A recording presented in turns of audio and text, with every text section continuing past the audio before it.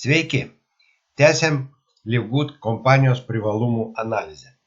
Šiandieną pakalbėkime apie kompanijos kompensacinį planą. 2023 m. pabaigoje pagal portalo Business for Home apklausos rezultatus Livgood išmokų planas buvo 5 vietoje, o jau 2024 m. pradžioje užima 2 poziciją.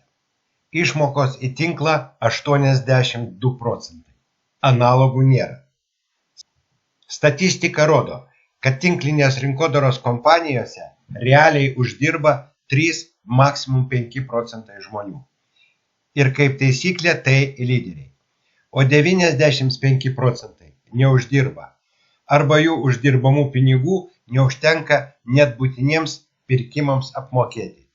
Todėl dalis jų išeina 3 mėnesių laikotarpyje, o kiti iš paskutiniųjų toliau perka produktus, daro apyvartą, kad nežymi dalis aukščiau esančių lyderių gautų čekį.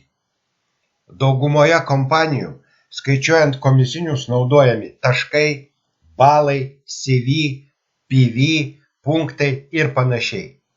Kaip taisyklė, šitų vienetų rodikliai skiriasi nuo realiai sumokėtos sumos už pirkimus.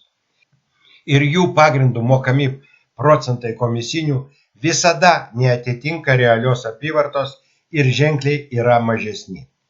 Livgood to nėra.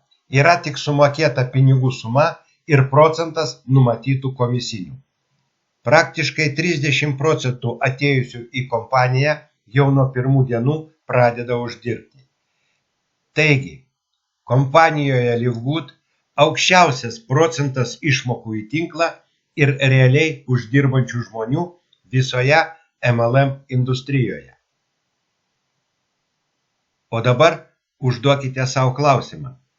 Kodėl kiekvieną dieną daugiau nei 2000 žmonių prisijungia prie kompanijos?